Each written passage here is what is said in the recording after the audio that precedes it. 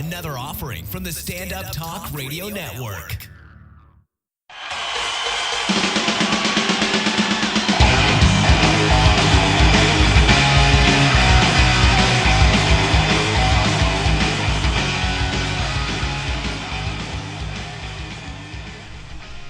Welcome back, everybody. Sal's Comedy Hole podcast. We do this every week because we have so much fun doing it. It's a little podcast that we do from a comedy club here on Melrose Avenue. And I gotta say, hey, hi to my producer Ari. Hello, sir. How's it going today? It's going good. I'm just going to point out that my headphones aren't working, and his headphones aren't working, and the guest's headphones aren't working, but we're still wearing them.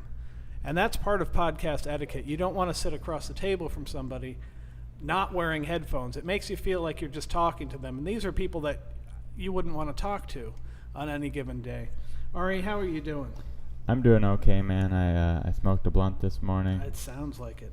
You sound really relaxed. I am relaxed. Plus, usually when you're not ridiculously high, the headphones work.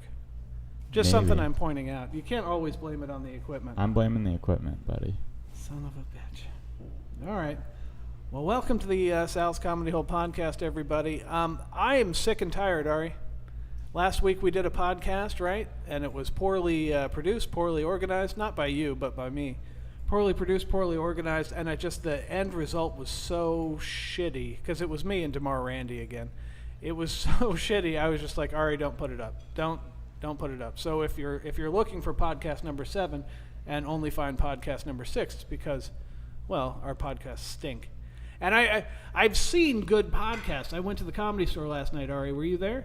For the Death Squad podcast? For the Death Squad podcast. That was I watched a good Mark one. Maron talk to, who was he talking to? That comic, Bert Kreischer, right? Yeah, those were some good guests. And then downstairs there was another sort of show or podcast going on, right? The Willie Hunter Show. Willie Another Hunter excellent talking ran to show. Sarah Silverman. Yeah. That guy's the Black David Letterman. Has anybody told you that? I think you told me that last night. That's what I'm hearing around the... Yeah. I thought it was a very well-ran show. That's what I'm hearing around the compound. I was very impressed. It's too bad traditional media is dying and there's really not going to be a next David Letterman because Disagreed. It was time. I mean, there might be an appointment, sort of check your DVR for this talk show when a movie comes out that has a special guest, but I don't think they're going to be given the big network deals to do talk shows anymore. Maybe not a big network deal, but maybe it'll be the next thing on YouTube. Maybe it'll be the next thing on Netflix. It will be. I was really impressed with the Death Squad one, and they were just having a conversation, a bunch of people, and they seemed to know what they were doing. As versus me, who comes in and sits down and texts people and say, hey, do you want to be on my podcast? Do you do comedy? And I get a text back. I have to buy a couple of pizzas so that people are happy. I don't think you could compare the two because you're here with 3 guys.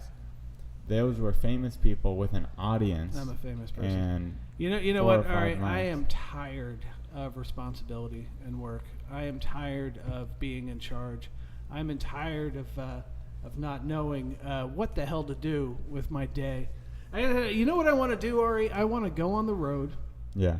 I want to work half an hour a day. I want to go do comedy half an hour a night, and I want to spend the rest of my time masturbating in hotel rooms. That's what I want to do. I don't want even a moment of more responsibility added to my plate anymore. Hey man, anytime you need help, me and Jared are right here. We're full of good ideas. We're smart guys. What makes you think I need help? I'm just having a nervous breakdown. I'm having a collapse. I can't imagine that this podcast is being listened to by anybody except for, I don't know, people with rival podcasts. And they listen and they laugh. And then when they're tired of laughing, they have to jab their ears out with number 2 pencils sharpened to the finest point possible because it's a terrible podcast. I'm on a terrible podcast. My neighbor's going to listen to it, by the way. Oh, good. I don't think you should call it terrible because if you can't be happy with your own podcast... Is he the president of ICM? He's my apartment manager. He said he listened to it. That's just as good. I'm not blaming you, Ari. I'm blaming myself. I'm blaming the workload. I'm blaming how tired I am every morning when I get up. I'm blaming how much I'm putting off comedy just to do the new schedule that I'm working. And I don't know. I don't know if that's really working for me. I was at the Parlor last night too. You ever go to the Parlor? I love that show. It's a Jay Davis very puts on a show? well-ran show. Last night I would say the audience was especially good too. Well, the comics were good. The comics were good, Yeah. but the comics are always good at the parlor. Yeah, well, I know, but there's also a mix of comics that gives you less of a roller coaster and more of a shot to the moon. No, the comics were good, but I honestly thought the audience last night, you could tell even right away before the show even started how just much they clapped ahead of time. It was one of the most enthusiastic audience I've ever seen. It was awesome. Enthusiastic. What did you think of the Greg Wilson? Did you like his cocaine story? That was my first time, I think, watching him do a long set. Yeah. And he destroyed. He did destroyed really that, good. I was really proud of him. You know, he had hilarious cocaine stories. It was clear that about half that audience did cocaine, so I think it really resonated with everyone there. It was just a very good set. Well, that's knowing your time and place, knowing what to do for what audience. He looked at, there was a beautiful, wealthy Hollywood audience, and he said, hey, you know what's wrong with Hollywood? And he told you a bunch of cocaine stories. No, it was perfect. It was very cool to watch. And then your buddy, what's his name that opened the show? J-Mac. J-Mac. He's wearing his giant Oklahoma Thunder t-shirt. For a cold open, I personally thought he did pretty good. He was not happy with his set. But I thought he was pretty funny. His fat. I'd never seen him do those fat classics before. Those songs he does. Yeah, he has a good voice. I thought the second one was unnecessary. You thought he should have? He got response on the first one. I don't think he should have launched into a second one. I think he should have told another joke and then gotten off. Yeah, maybe. But he did fine. He did for an open. I mean, I've seen people open that. Right. That's what I'm saying. It can be a hard place to open. Without saying any names, I've seen people not do well in the open, and then the pro shows up and rescues. Exactly. I've seen people eat it in that first spot. So it was good. So anyway, I'm here at the Sal's Comedy Hole podcast, and we're going to be welcoming. I have a fantastic guest, Ari, for you. It's a fantastic guest. He's a renowned performance artist here in Hollywood. Everybody knows this character. If you do stand-up, everybody knows him because he's sitting in the famous stool most nights at the Comedy Store. Do you know what the famous stool is, Ari? No, I don't. At the back door of the Comedy Store, checking IDs and telling people what room to go in. It's the same stool sat on by Andrew Dice Clay, Sam Kinison, Jim Carrey. A lot of people have sat on that stool and done very well for themselves. Yeah, that's it's a cool spot. A lot of history at that place. A lot of history. The Laugh Factory is the comedy club of not the Laugh Factory. The Comedy Store is the comedy club of note here in Hollywood. I think it's got all the history, all the ghosts, all the great stories. I mean, the Improv is a machine. It just churns out show after show. Where the Comedy Store really builds careers. Like really, the most famous people through comedy have gone through the Comedy Store. I think that's true in a sense. I personally think right now, in my opinion, the hottest club doing best business-wise probably Sal's Comedy Hole. I know is Sal's in the Laugh Factory. Yeah. Well, business-wise is not why I'm in comedy. Of course, it's the end game, but I love those great, rich stories of Pryor and Kinison and it's an amazing history. Yeah, Roseanne Barr coming in from Denver and being passed by Mitzi when Mitzi sees her and throwing her on another stage and watching her again. Yeah, no, there's a reason why so many comics are trying to get into that place. You want to get into the dark cave. Yeah, you want to feel the evil. You want to touch the walls and eat some lady's vagina. I don't know what I'm trying to say. Anyway, welcome to the show. A fantastic guest for you, ladies and gentlemen, Mr. Jared Levin. What's up? We should have applause. I know. There should be like a little applause sign saying, "Hey." Yeah. Man. I almost rejected that job too. But James was like, "You better take it." I'm like, "All right." Yeah, you have to get in line here in Southern California to be in comedy. And there's no better way to cut that line than to get some development spots at the Comedy Store. Yeah. It's a great gig for you. Besides, how old are you, Jared? You're like 12. Yeah, 25. 25, but you look 12. I look 12. Like, I would card you for alcohol every time. I would card you for cigarettes every time. I would not believe your driver's license if I pulled you over. I would think, oh, you've got a fake license because you're only 12. That's true. So you weren't doing anything anyway. That's true. You weren't working. No. Yeah. I was using my body for experiments, and then I make enough, make $2,000 and just cruise. That's a good over. gig. Ari, have you ever heard of this? Jared goes into the hospital in Glendale or Burbank or somewhere weird, and nurses administer medication to him that he doesn't know what's going to happen to his body. It's like a scientific experiment, and then when the 5 days, 7 days are over, he gets paid a couple of grand. All he has to do is take untested, unmarketed drugs and see if he doesn't die. That's true. I have good veins, Good veins. How's your liver holding up? My liver's great, man. Getting ready for that Comedy Store alcohol and stuff, You don't drink much, huh? I don't drink much, no. But How about weed? You smoke marijuana all the time. yeah, I do. Now, I invited Jared on. You might be listening to him and wondering, what is he talking about? And that's what an audience usually gets a sense when Jared starts doing a set. And I've heard praise for you and I've heard criticism of you, Jared, and I'm going to go into both of them. Oh, okay. This is interesting. Where did you start comedy? I started in San Diego. San Diego. My first 6 months, I did comedy there, and then I moved out here in L.A. You packed a bag and you moved up to L.A. I was living in my car. Living in your car, doing all the comedy stuff. And you have a unique story in that your mother is a lady of the stage as well. Yes, a stripper. A stripper. Your mother's a stripper. Former So stripper. You're half Jewish, half Filipino. Yeah. And you certainly look every bit of Filipino. I don't see the Jew in you when I look at you. But when I do comedy, zing. Zing. Where was I getting off? So you started in San Diego. You moved your way up to L.A. You hit the stage, and I have to say about Jared, you are wildly unique.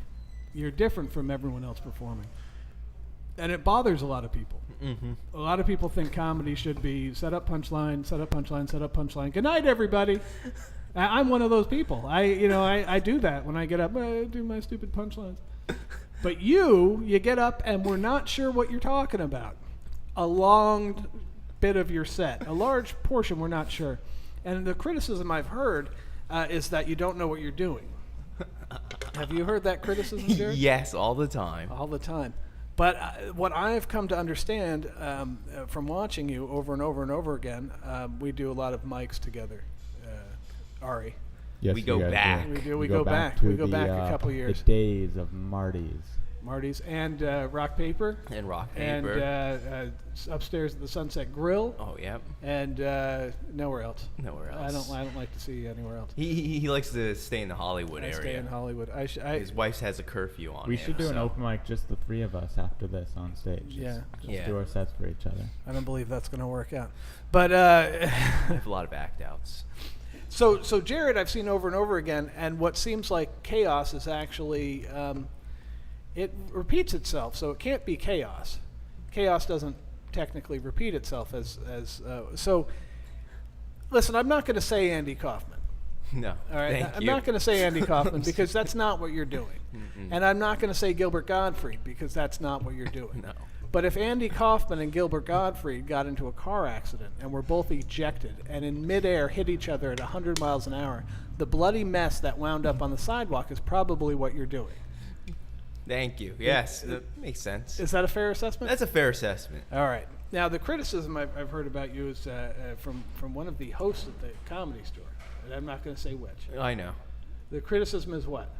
I'm either an idiot or a genius. Either an idiot or a genius. I've actually heard you introduced as this next guy might be a genius, or he might be retarded. Yeah. Which I don't think is fair, and I wanted to punch the guy that introduced you to that because I want to take care of little Jared. He seems, you know what? There's a certain group of people, and I think you might fall into this category, even though you're a tough guy. You attract bullying Yeah. because you're a nice guy. You're smaller than everybody. Yeah. And I think that it makes people feel like they can say whatever they want to you. Yeah. Even though you could probably do some damage in a fight. Yeah. He killed two cholos in North Hollywood. I did. Did you know that, Ari? They I jumped did me. not hear about that. In a street fight. It's before you came. Yeah. He got pretty messed up. He was in the hospital, the whole thing, but he railed on these two cholos that jumped him. Jared was banging their mom at the time. Yeah. But They didn't like that. I dishonored their pride. it dishonored their And pride. Cat Williams' bodyguard, I jumped on his face. Oh, I heard about that one. Yeah. That I did hear about. So the more specific criticism I heard from a host at Comedy Store was that they like to feel like you're in control Yeah. while you're up there, and they're not always sure if Jared is in control of what he's doing, and therefore is it a show or is it a spectacle? Right. I think a show can be a spectacle, and I think a show should be a spectacle. And feel free to chime in anytime you want, Jared. Oh yeah, no. It's funny because sometimes the hosts there, with their comedic ability, is can be lacking. No, not at the world famous Comedy Store. No Not way. the world famous Comedy Store. They only get the best, right? Yeah, only the best, and sometimes their insecurities come out. Well, that's an interesting thing. Since starting comedy, I didn't realize that most people were just bundles of insecurities. Mm-hmm. And if you do anything publicly in performing, and you know the people behind the scenes, you'll see all of the insecurities pour out. Like, they're miserable, rotten people that hate each other and hate themselves, but shake hands and hug, and you're just like, what? You were just talking shit about that guy. Why are you high-fiving him? It's because the hate and the anger and the fear, it all comes pouring out in little quips, little moments. Oh yeah. You receive a lot of that. Oh, all the time, man. Yeah. Though, because last night I did a late night spot. Mm-hmm. I enjoy it when they just look at me and they're like, "What the fuck is going on? Why is he enjoying himself? Why does he not care?" And they give you this stare like, "Oh my God, what's he doing?" And then I'm getting laughs in the middle of the night. Oh, I just enjoy that. Like, I get a kick out of it. There's a feeling in comedy that the laugh should come exactly when you expect it to come. Yeah. Whereas I think you toy around with what you're saying and what you're doing, and the laughs kind of come overall, they just happen. Yeah. And they might be laughing at you instead of with you. Mm-hmm. But it's still a comedy show. Yeah. You're still garnering laughs, which is an important part. So, Jared, what is working at the Comedy Store? How has that changed you? How has it changed me? Uh-huh. I just like being on that stage. Because, once upon a time, James was like, you have to go on the big stages in order to, grow better. To grow better. I think I used that term. Yeah, you use that term. If you want to grow English. better, I've known Jared a couple of years, and it's weird because I think that you're more experienced than most people at comedy. Mm-hmm. I think that what you're putting out is more daring than what most people put out in comedy. And I've stood in the line with you at the Laugh Factory. By the way, Ari, an unfair. When you stand in the line for the Laugh Factory for 5 hours. This is great. And then Jared walks up at the last 10 minutes, and somebody leaves the line, and then he gets on the show the same as you did, but he was only there for 5 minutes, maybe 6 minutes. It's really kind of insulting, but Jared's life works that way. Things just happen to Jared. They do, man. That's not something to complain about. That's awesome. Yeah. And Jared, he created my most broken-hearted moment. I'm going to retell it now. As we stood in the Laugh Factory line together, and we were bonding. And I didn't know you that well then. We were getting to know each other from hanging at Marty's. And I said, "Hey, you want to go eat something? You want to go eat something after this?" And he said, "Yeah, I guess I do." And you were very poor at the time. I know. I had money. I don't believe that for a moment. Right, And so anyway, so we get in my car and we go over to McDonald's. Now, I'm not a big McDonald's eater. The whole reason I'm there is for French fries. I love French fries. He loves French fries. So we go over to McDonald's and I order first. I order like a burger, fries, and a Coke. And then Jared gets up and he orders like one 99-cent thing, like a chicken nugget McBite. Dude, I got the chicken McBites, the spicy chicken McBites. Those look pretty good. I haven't had those. But see, here's the thing: is we had just talked about hunger, and we'd gone to McDonald's, and he got 1 ounce of food, and I'm staring at him, and it just dawned on me that I should have offered to buy and just gotten him a whole meal, and I'm feeling awful, and so I'm like, Jared, here, I don't even eat fries. Take my fries. I don't, and he was like, "Oh, I'll have a fry." But he was being all, and I felt horrible because I just in my mind I was like. I was standing there with a poor comic who had no food in his belly, and he's trying to get by on chicken McBites and ramen noodles.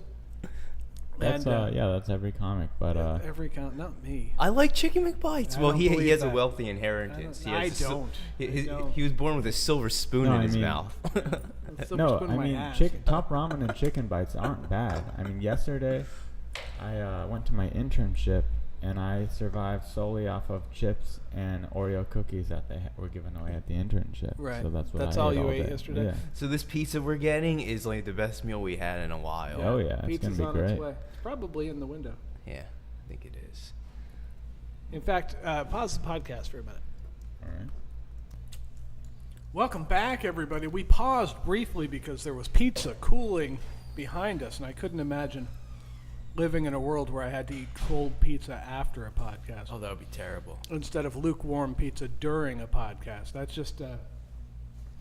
what I want to bring up to you, Jared, is Doug Fager. Yeah. He's the... He's an What a openly penis. gay comic that Openly gay. works here. And he's not openly gay because he likes men. He's openly gay because no woman on the planet would ever consider having sex with him. Listen, the I'm with only you there, reason buddy. that James thinks that I'm openly gay is because I told him that. Because I knew that was the only way I would get a job here. Yeah, I it's knew true. that was the only way that he would hire me is if he had the opportunity to possibly have sex with me. Thank you, So Doug. have you guys Which boned? has not happened. Thank you, Doug. That's So- better than his wife. So have you guys boned yet then? Is the real Run question. along. Anal or oral? I do everything, buddy. I do absolutely everything. Anyway, welcome back to the podcast. We had a little fun with Doug Fager there. Back to the conversation with Jared Levin, performance artist extraordinaire. How has the Comedy Store changed you is what I think I asked you. Oh, would it change me? I feel like it just made me more confident, but I also understand how important it is to be likable on stage. Because like I feel like that environment is trying to turn you into a douchebag. I was The telling you- environment of just the grind of so many comics trying to get on the same stage. Yeah. Well, there's this like dark aura to it, but I've been pretty resistant to it. Because I still do open mics and stuff. You're resisting the evil. Yeah, resisting the evil. It's weird. It's a tough nut to crack, the Comedy Store. A lot of people that are seemingly great at some open mics can't get on their list, and a lot of people that sort of just showed up in town get hired there, and Yeah. then they work there. It's just the weirdest thing. This is what you should do.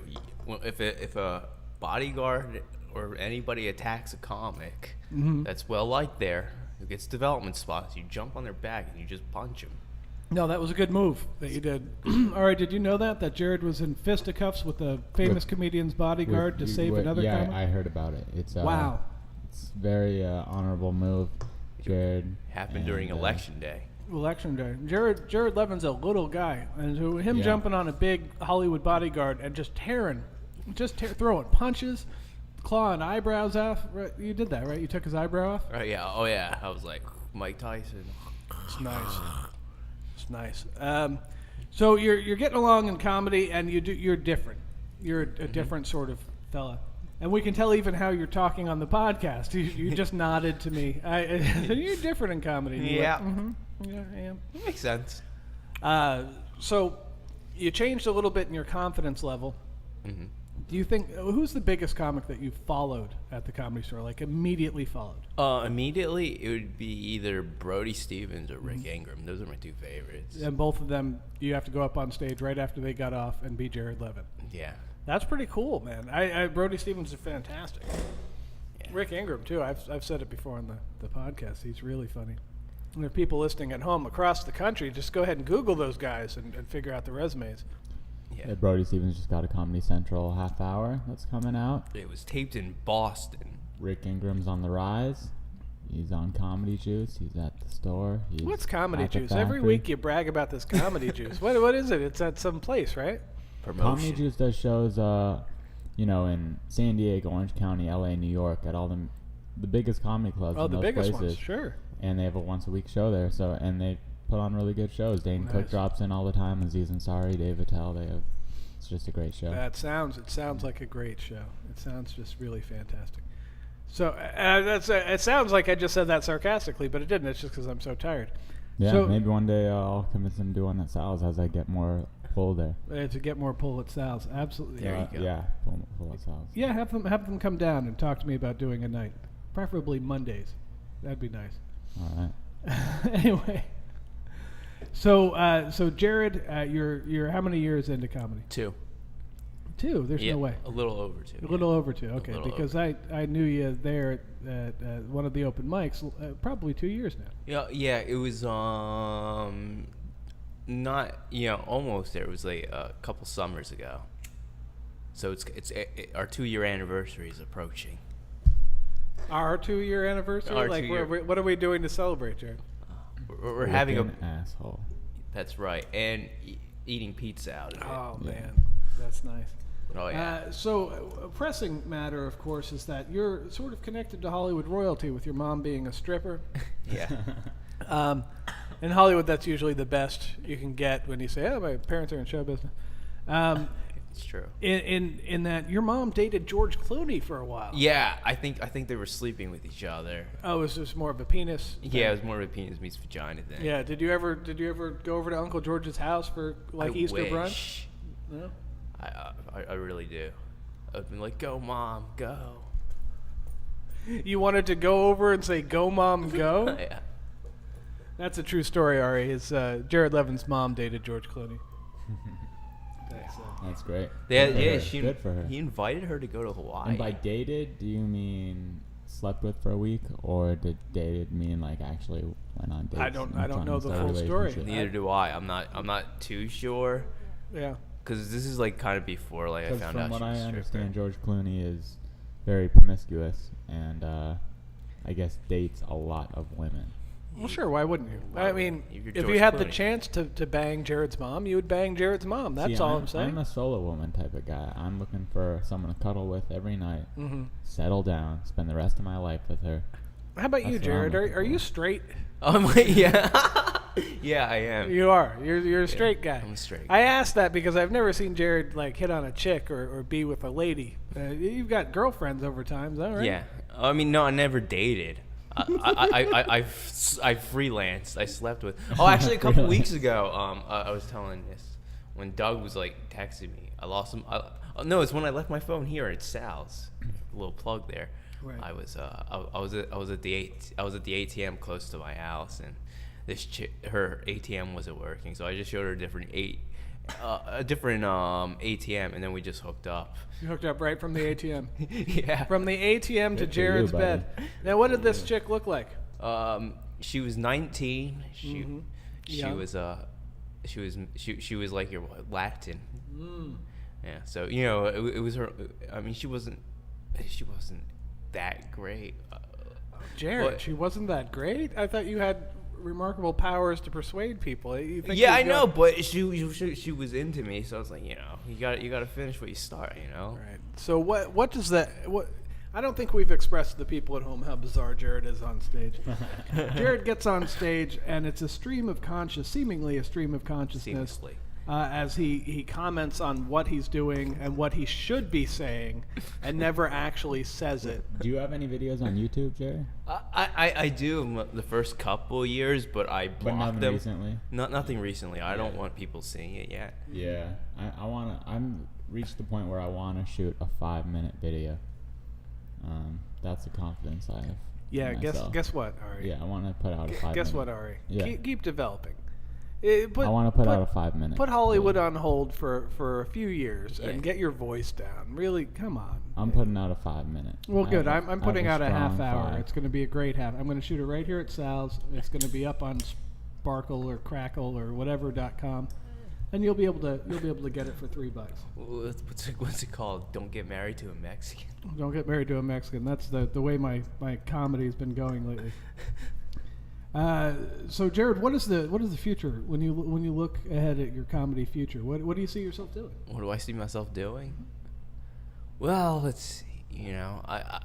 I think I'll because I'm already at the comedy store. I'm already starting to get attention because people always ask me when I'm getting up. Right. So I think hopefully, I don't know. I always feel weird about talking about the future, but. Well, I mean in the sense of. Like, all right, what I'm doing? Say 10 years unfolds. Okay. And Jared Levin has found himself. Are you a one-man show? Are you a comic that you know what I mean? Like, yeah. Are you a touring comic? Are you a one-man show? Is there a sitcom in Jared Levin's? I'm probably playing a stoner guy in every movie. A movie stoner? Yeah. pretty good. And touring clubs across the country. Maybe even Europe, because people in Europe love me. People, how do you know? Because the people who like me are English people. And you know Charlie O'Connor? Mm-hmm. Yeah, the English guy. He's like, the he's long like, hair? Yeah, oh yeah, he likes me. Oh, but I just love your comedy. I just love it, you know. Now, It's like- I don't know that guy. He seems very nice. yeah. I get a sense that I'm watching Russell Brand when he's up there, like almost exactly. He's a big Ross Noble fan. Okay. Ross Noble's is really good English comic. Ross Noble. I'll have to Yeah. YouTube that when I get home. Because he does material, but you don't know if he's like doing material or he's like doing off the cuff. Right. He's that good. Sorry. So his name is Charlie? No. Oh, who? Ross Noble? No. Oh, Charlie O'Connor. Charlie O'Connor. Yeah. That's interesting. And he just has the voice of Russell Brand. So you specifically, though. So English people like you. Yeah, English people. So like we're gonna load you onto a plane. We're gonna send you to England. You're gonna do the Bill Hicks thing. You're gonna become a smashing success in England, Yeah. and then come back, and we will all recognize your genius here in America probably 11 years after your death. Yeah. There you So how quickly are you dying? go. Let's see. I'm doing, it depends on how many medical experiments I do. If the liver holds up, they Liver holds up. they give you some antihistamines that haven't been tested on the market, and it causes your capillaries to explode. Yeah. Yeah. Or I get an incredibly boost of great immune system powers. Now, when you're, and this is interesting about people that do medical experiments for money. Is there some fail-safe? Like, you sign paperwork that says, yeah. Oh no, if my I God. die, my family gets $1 million? Is there anything like that? Oh, I don't know about that, but they do ask you about the side effects. And then the last time I did it, they asked me all these things, like, what's the worst thing that could happen? And I'm just like naming everything, and I'm like, well, the change of taste would suck pretty badly, and I'm like, getting a cold or a headache, and they're like, no, what's the thing that you don't want to happen to you that would suck? And I'm like, oh, you mean like death? He's like, it took me like 4 minutes, and they were looking at me like that. They had to walk you through just say you don't want to die while you're taking these pills. Now, in a medical experiment, you go to the hospital, you sleep in a hospital bed, you wear a hospital gown. No hospital. Regular clothes. And you what do do you free do? laundry. What do you do to kill the boredom of being there for? They have Wi-Fi. And you're just on the internet all day? No. I like to watch I'll watch the network television. I'll play. I'll just chat with everybody. Right. You'll chat with everybody. Everybody doing medical testing. Yeah. I'm sure there's some real Nobel Prize winners in there. Oh yeah. The best and the brightest. Is there like old timers in the medical testing community? Like, is there dudes that have got 20 years in and they've done every pill and thing known to man? Yeah. And do they tell you about you missed 1997? They were testing everything. I made $100,000 that year. Yeah. You hear that? These biker guys, they're like, yeah, I'm traveling to this other city. Oh, I met this one guy, called him Texas. He was so. He'll be like, the government like came to me because I was in the internet. And I'm like, fuck Obama, I got a gun. And then the government's like, don't do that. And then he's like, they're gonna put me in a FEMA camp. I'm like, no, they just warned you not to do that. They warned you not to say fuck Obama, I got a gun. Yeah. That's it's probably a good thing that we find out who those people are, because what a weird threat to make on the internet. Yeah. So you're trapped in medical testing. You're sitting at the door at the Comedy Store. You're waiting for the big Jared Levin break. You go home to San Diego from time to time, and you perform on what stage? Oh, I don't go to. No, actually, people in San Diego don't like me. Why not? Because I moved to Hollywood, LA so soon. Mm-hmm. I went with Russell, and dude, they were judging me, man. You got too big for your britches. Yeah, they're like, why is he working at the Comedy Store? What do they think in San Diego? Do they think that you're supposed to put in 5 years and then move to Hollywood? Yeah. And you refused to do it. You wanted to carve your own path. You moved to Hollywood right away. And so now they don't like you in San Diego. Yeah. You were a surfer, right? Like a world-class surfer at one time? Yes. You were the third best surfer in South Jersey for a while? South Jersey, man. Where are you from? I'm from Philadelphia, actually. Philadelphia, and you would surf Suburbs. the Jersey Shore. Yeah. How did you feel about that horrible Sandy hurricane that Oh man, like a lot of my friends' towns like got just destroyed. But my friend from Jersey, he lives next door to me. And he's like, he loves it. He's like, yeah, they're gone. He loves that they're gone? He loves that his school got destroyed. Oh, well, what a nice guy. What a nice fellow. I hope everything comes up roses for him. Well, his parents just moved, so. Oh, child of divorce, and he's angry. I got it. So, you're pro surfer, performance artist. You took karate for many years. You're little, you're Filipino, and you're half Jewish. Yeah. Such an interesting mix, Ari. Have you ever met anyone like Jared Levin? I have never met anyone even close to Jared Levin. I'm not wearing underwear, too. Well, you never. And Jared, by the way, that's something that you did quite a many open mics. Is Jared takes his pants down and he's wearing like little tight briefs, and he does sort of a dance with his pants around his ankles. And a lot of times he'll take his shirt off with the pants down, so it'll just be a naked, nude boy running around the stage, hairless, running around the stage doing bits. What makes you so comfortable in your own skin? Well, you know, sometimes my pants fall down on stage accidentally because I didn't tighten the belt right. So. What's your biggest fear? My biggest fear? Probably rejection. That's why I like going on stage and facing your biggest fear is rejection. What's your biggest fear about your future? My future? Well, I'll either be successful or dead. Successful or dead? What's going to kill you? You're not a big drug guy. No. You're not a big... What's going to kill you? I don't know. Nothing like... I feel like... medical experiments. No. No, I don't know. I always just say that because I fear about... I think this is the only thing I can really do. This is the only thing that you can Well, do? I didn't have a job for 2 years. Right. Weren't you a student, though? I was, yeah. I was making money from financial aid. I'm actually certified to work in the classroom. In a classroom with children. Well, that's encouraging. That's encouraging for the country I live in. Yeah, isn't it encouraging about our medical? You want to work there as a TA? Well, I could work as a TA. Why don't you do that? I don't want to. Why? Because I don't want to get trapped in a steady job. Trapped helping children and making paychecks? And yeah, making the world a better place because then my comedy career won't go. You don't think that you'd come up with a bunch of material working with kids? Yeah. With inner city kids? No. Tell you a bunch of stuff? Plus, I'd be the biggest hypocrite. What's the writing process like for a Jared Levin show?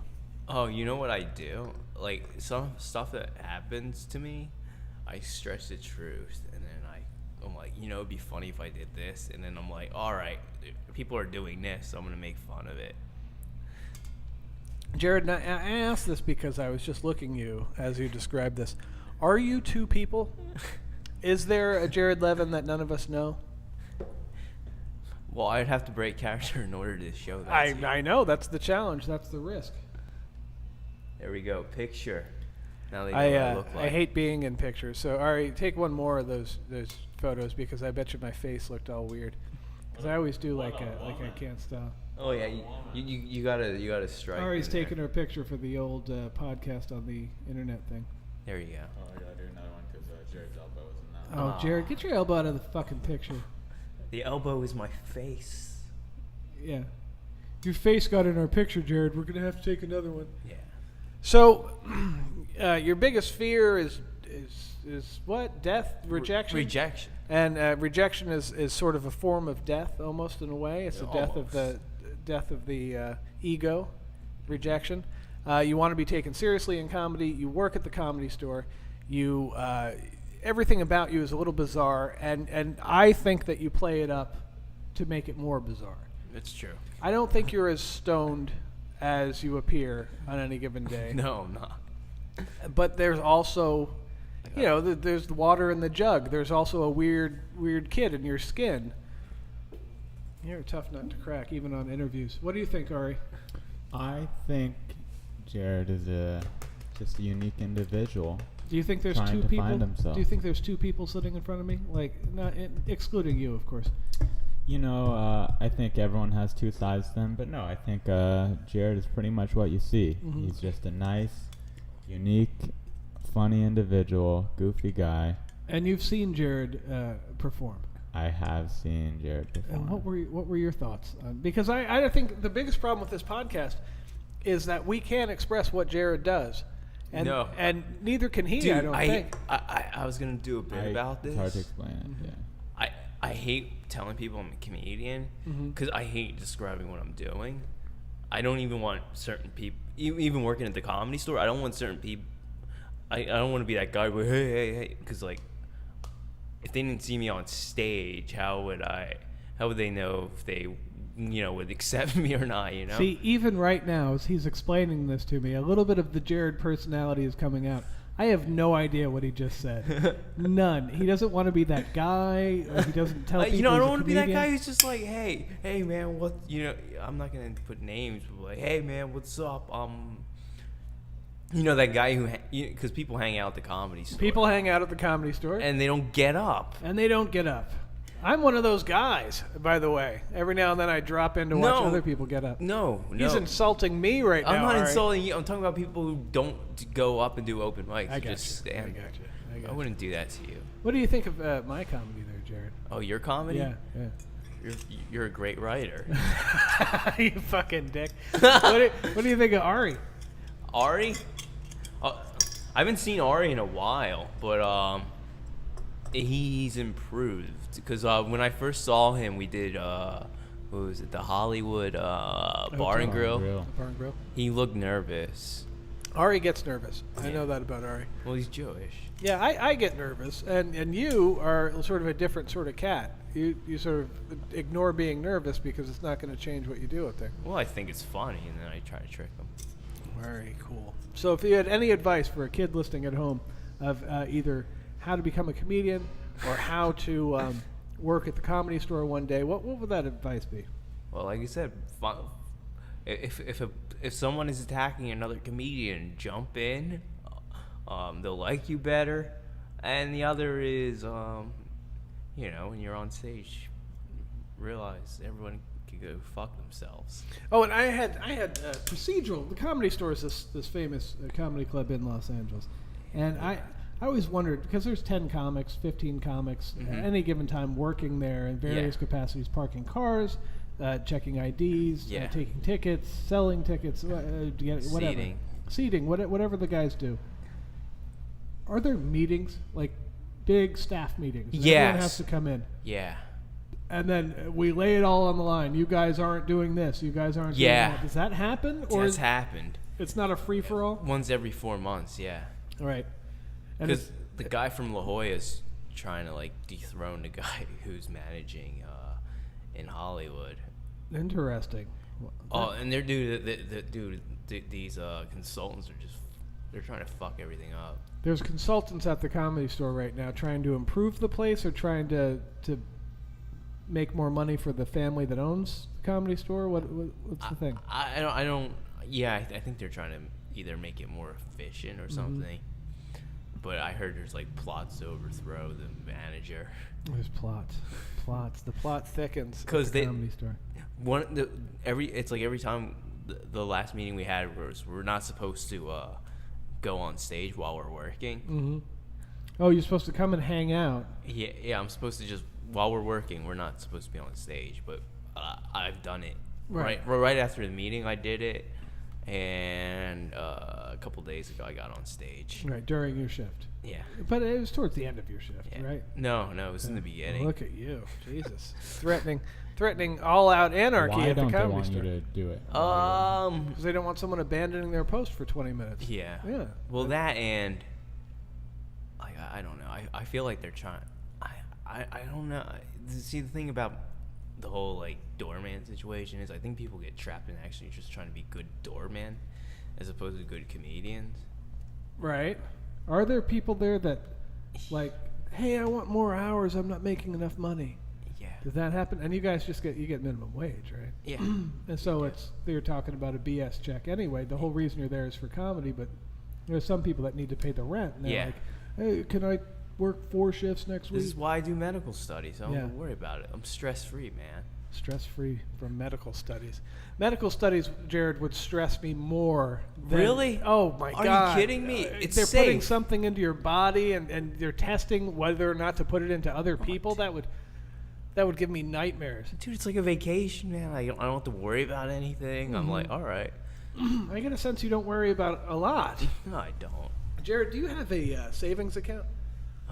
Yeah, I do. You do? It's attached to a checking account? Yeah. See, I always wonder about people that are 25. Do you read books? Yeah, I do. You do? I just read the books you recommended me. I'm dying up here. I just finished that one. Yeah, William Nodsletter, right? Yeah.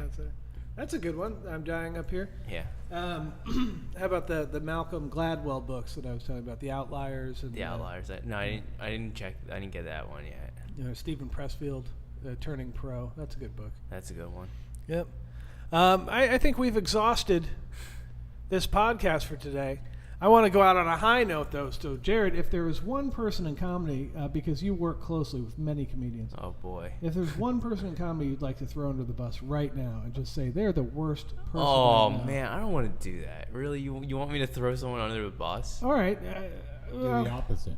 Do the opposite. Who Who's would the you best? push up Who's the best? to Who the do you top? think is great? Who do you think is great? One of my friends, Russell Hicks. Russell Hicks. You're a big fan of Russell Hicks. Oh, yeah. I am here as well. I was talking about him before the podcast opened. Now, Russell's always in his head. Yeah, all the time. And he lacks social graces. Mm-hmm. A lot of social graces. Yeah, yeah. He's funny comic. And he owes me money. He doesn't owe you money. No, he owes me like $50, dude. Well, he lacks social graces. And the reason I know this is Russell I've known for a year, maybe, right? I think he's a super funny comic. I think he's on his way to being a successful comedian easily of the people that I know. He headlined Madhouse. Yeah. Yeah, so sort of reiterating my point. But here's the thing. In the year of knowing him, and I only have known him really for like 4 months. He worked for you. He worked briefly here at the South Comedy Hill. But in the time knowing him, because my phone, I never delete anything, right? No. So I looked back on the 4 times he's ever texted me. Yeah. And they were all, hey, could you do me this favor? He never texted me once for, hey, man, what are you doing? How you doing? You know, whatever. Yeah. And I know we're not close friends and I don't care, but it leaves a trail. And then when other people tell me, that Russell, he never says hi to me. Yeah, or what's wrong with Russell? Is he in his head that much that He's in his head all the time. that he completely lacks social graces whatsoever? Yeah. No, because like I knew him when I started in San Diego, so yeah, he's always been kind of like up in his head, and he's Right. like, Because that's a weird part of comedy too, is you sort of have to make friends as you go. It's an important part of the step process.